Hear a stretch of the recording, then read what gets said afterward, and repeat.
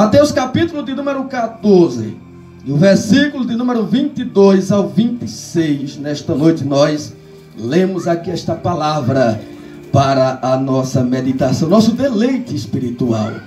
Meus queridos, quando nós abrimos a nossa Bíblia aqui no Evangelho segundo escreveu Mateus, o evangelista Mateus, nós encontramos aqui uma palavra poderosa, palavra extraordinária, palavra cheia de poder para a nossa edificação espiritual.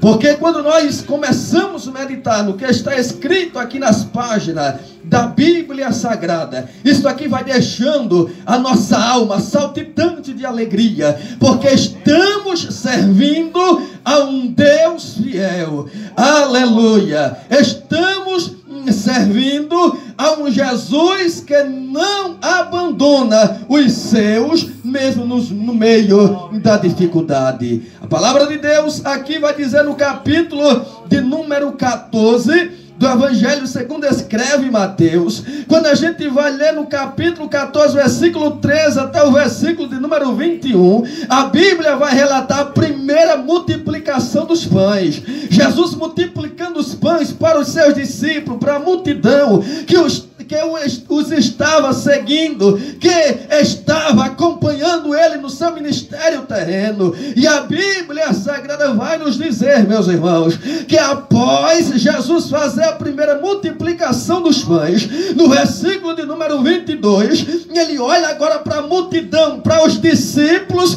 direcionando a sua palavra, e ordena a Jesus que os seus discípulos entrassem no barco e fossem adiante para outra banda, enquanto ele ficava despedindo a multidão. Nesta noite aqui eu já tenho uma palavra profética da parte de Deus para a tua meditação nesta noite. Quando nós olhamos para este versículo 22, nós começamos a identificar que o Jesus que tem nos chamado, o Jesus que tem nos direcionado, ele tem dado uma direção certa para você seguir, mas nem por isso vai deixar de se levantar dificuldade no meio do trajeto.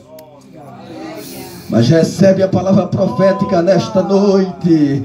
Ainda que no meio da dificuldade, ainda que no meio do caminho a dificuldade se levante, você não vai morrer no meio do caminho, mas você vai chegar do outro lado e o nome de Jesus vai ser glorificado. Jesus ordena aos discípulos para entrar no barco e fossem adiante para o outro lado. E do outro lado estava a terra de Genezaré. E existia algo para ser realizado lá do outro lado. E a Bíblia Sagrada vai nos dizer: os discípulos entram no barco e vai adiante, seguindo a ordem de Jesus. Jesus continua despedindo a multidão. E quando ele despede a multidão, a Bíblia vai dizer que ele sobe ao monte. E lá no monte ele foi orar à parte. Jesus, o seu ministério terreno, ele teve um ministério maravilhoso. O ministério de Jesus aqui na terra. Mas estava à base da oração. Porque não tem, irmão, como ser próspero em qualquer área que seja espiritual, a não ser na base da oração. Não dá certo. Tem que ir de joelhos. Jesus, mesmo sendo o unigênito de Deus, ele manteve o seu ministério à base da oração. E aqui os discípulos entram no barco e ali começam a navegar para passar para outra banda. Jesus sobe ao monte e vai orar. Mas a Bíblia vai dizer que chegada já à tarde, ele estava ali só. Ficou sozinho. A multidão foi embora. Os discípulos entram no barco e Jesus estava só. E já era tarde. Mas a palavra vai dizer, no versículo 24, e o barco estava já no meio do mar. Porque o barco já estava no meio do mar. A Bíblia vai dizer que ele estava no meio do mar, açoitado pelas ondas. Aleluia. Aí é que as coisas vão se complicando, irmão.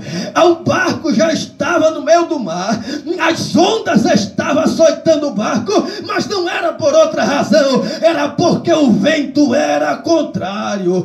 Oh, glória ao nome santo de Jesus nesta noite.